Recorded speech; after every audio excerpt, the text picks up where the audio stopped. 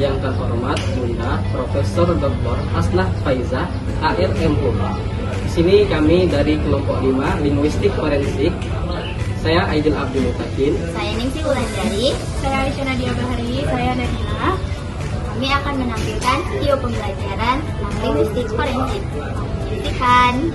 Baiklah, di sini saya akan menjelaskan terlebih dahulu mengenai linguistik forensik. Nah, linguistik forensik adalah cabang ilmu bahasa yang menggunakan teori-teori linguistik untuk menganalisis fenomena kebahasaan yang berhubungan dengan hukum. Nah, dalam kasus hukum, linguistik forensik ini dapat berperan dalam beberapa aspek. Nah, di antaranya yaitu, baik yang pertama itu ada analisis dokumen hukum dan kontrak.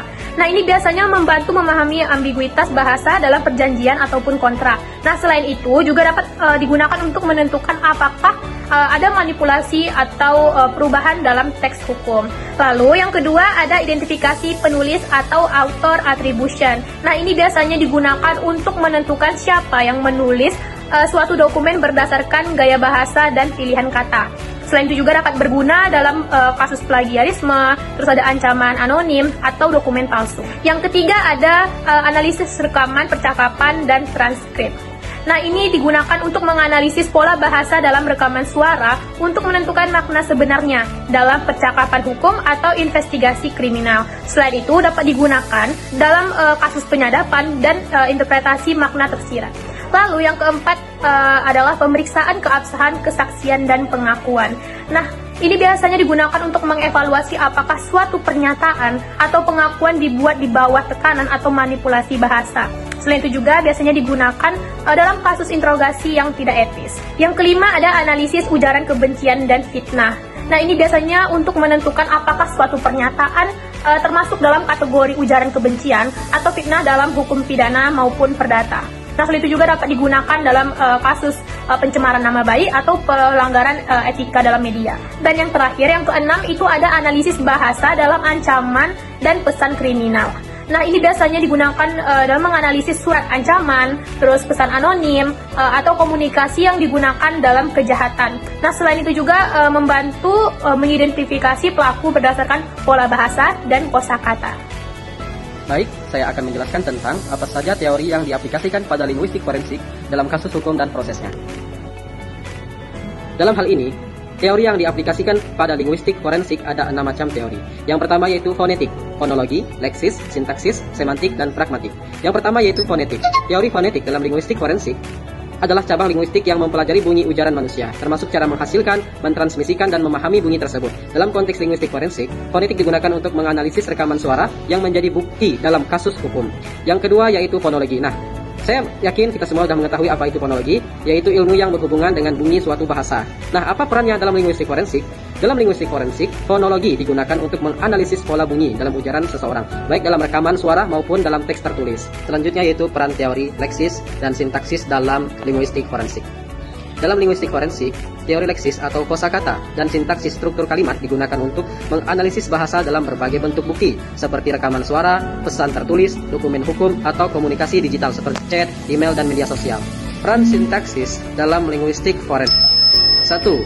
Identifikasi penulis atau pembicara melalui struktur kalimat.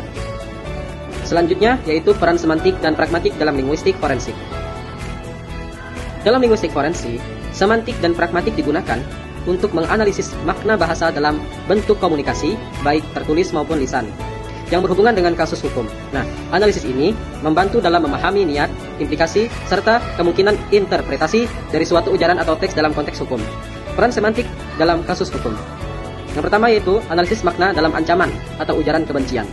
Menentukan apakah suatu pertanyaan secara semantik mengandung ancaman nyata atau sekedar ekspresi biasa. Peran pragmatik dalam kasus hukum. Yang pertama, menganalisis konteks dalam ancaman atau ujaran kriminal. Beberapa pernyataan bisa terdengar netral secara semantik, tetapi memiliki makna ancaman berdasarkan konteksnya. Itulah dia beberapa teori yang diterapkan dalam ilmu linguistik forensik. Baik, kita masuk pada materi selanjutnya, yaitu adalah contoh kasus nyata dalam forensik. Kita masuk pada kasus yang pertama, yaitu adalah kasus pidana. Kasus pidana adalah kasus yang melibatkan pelanggaran hukum yang diatur dalam Kitab Undang-Undang Hukum Pidana yang disingkat dengan KUHP atau peraturan hukum lainnya, di mana pelaku dapat dikenakan hukuman seperti dipenjara, denda, atau hukuman lainnya. Contoh kasus nyatanya ada pada penangkapan pejabat oposisi oleh KPK pada tanggal 20 Februari 2025. Komisi Pemberantasan Korupsi menangkap Hasto Kristianto pada tanggal 20 Februari 2025, Sekretaris Jenderal Partai Demokrasi Indonesia Perjuangan (PDIP) atas tuduhan suap menghalangi proses hukum. Hasto diduga menyuap seorang pejabat pemilu pada tahun 2019 untuk mengamankan kursi parlemen bagi politisi tertentu, serta menginstruksikan penghilangan barang bukti. Kita masuk pada kasus yang kedua, yaitu ada kasus perdeta. Kasus perdeta adalah sengketa hukum yang terjadi antara individu, kelompok, atau badan hukum terkait hak dan kewajiban dalam kehidupan sehari-hari. Kasus ini biasanya berkaitan dengan masalah kontrak, utang piutang, warisan, perceraian, sengketa tanah, dan juga ganti rugi. Berbeda dengan kasus pidana yang berhubungan dengan pelanggaran hukum yang merugikan negara atau masyarakat, kasus perdeta lebih menitik beratkan pada hak-hak private seorang atau hak-hak tertentu bagi seseorang. Contoh kasus nyatanya ada pada gugatan Ari Bias terhadap Agnes Monica. Musisi Ari Bias mengajukan gugatan perdeta terhadap penyanyi Agnes Monica di Pengadilan Negeri Jakarta Pusat pada 12 September 2024 terkait dugaan pelanggaran hak cipta lagu Bilang Saja. Kita masuk pada kasus yang ketiga, yaitu ada kasus kekerasan. Kasus kekerasan adalah perkara hukum yang melibatkan tindakan agresif atau menyakiti orang lain, baik secara fisik, psikologis, maupun verbal. Kekerasan bisa terjadi dalam berbagai bentuk dan konteks, seperti kekerasan fisik, seksual, psikologis, dan ada juga kekerasan dalam dunia digital. Contohnya seperti cyberbullying. Salah satu contoh kasus nyatanya yaitu kasus kekerasan seksual terhadap 13 santriwati di Bandung pada tahun 2021 sampai 2024.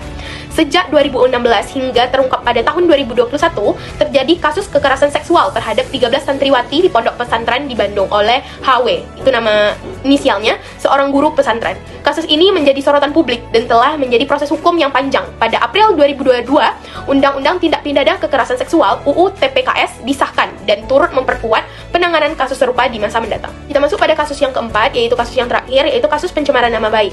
Kasus pencemaran nama baik adalah perkara hukum yang terjadi ketika seseorang merasa dirugikan atau tindakan orang lain yang merusak reputasinya. Dalam hukum Indonesia, pencemaran nama baik diatur dalam KUHP, Kitab Undang-Undang Hukum Pidana, atau UU ITE, Undang-Undang Informasi Transaksi Elektronik.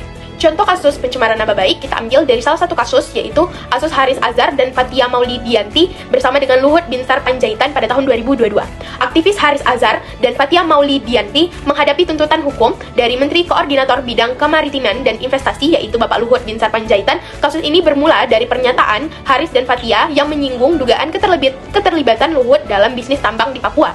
Pada Maret 2022, Haris dan Fathia ditetapkan sebagai tersangka atas dugaan pencemaran nama baik terhadap Bapak Luhut. Demikian penjelasan tentang contoh kasusnya. Kita sambung dengan materi selanjutnya yang akan dibawakan oleh Ningsi Wulandari. Bagaimana linguistik forensik dapat membantu menyelesaikan suatu kasus hukum dan bagaimana prosesnya? Nah, dalam hal ini kami akan memberikan satu contoh penerapan linguistik forensik dalam suatu kasus hukum, yaitu kasus Aliyah Mas Said atas pencemaran nama baik. Kasus ini berfokus pada unggahan di media sosial dengan narasi yang menyerang reputasi dan kehormatan pribadi Aliyah. Ada beberapa akun media sosial yang menuduh bahwa Aliyah Mas Said, seorang figur publik, telah hamil di luar nikah dan menyebarkan rumor tersebut melalui berbagai platform seperti TikTok dan YouTube. Nah, dalam menghadapi situasi ini, penggunaan linguistik forensik menjadi sangat penting untuk memahami dan menganalisis berbagai teks yang terlibat dalam kasus pencemaran nama baik. Untuk memecahkan kasus ini, hal pertama yang dilakukan adalah mengumpulkan berbagai bukti kutipan penghujatan. Yang pertama ada dari konten di TikTok dan YouTube. Kemudian ada beberapa akun yang menyebarkan tuduhan bahwa Aliyah Mas Said hamil di luar nikah. Sebuah pernyataan yang tidak benar. Kemudian yang ketiga ada unggahan teks yang mengklaim seperti Aliyah menikah hanya untuk menutupi aib kehamilan dan telah merusak citra publik figur. Nah, kemudian dari bukti-bukti tersebut dapat dideskripsikan berdasarkan gaya bahasa dan narasi. Jadi narasi unggahan video dan teks itu seringkali menggunakan gaya bahasa provokatif seperti nada tuduhan langsung untuk meningkatkan daya tarik respon emosional pengguna media sosial yang lain. Kemudian ada dampak emosional dari unggahan yang cenderung memanfaatkan respon dari masyarakat untuk mempercepat penyebaran dengan menggunakan frasa tidak pantas sebagai figur publik. Nah, ada pendekatan pragmatik yang bisa kita lakukan, di mana hal itu berfokus pada konteks dan niat di balik ujaran. Di balik frasa Aliyah hanya berpura-pura bahagia, hal itu digunakan untuk membangun narasi bahwa korban sedang menutupi kebenaran yang dianggap memalukan. Kedua, ada analisis struktur dan fonologi.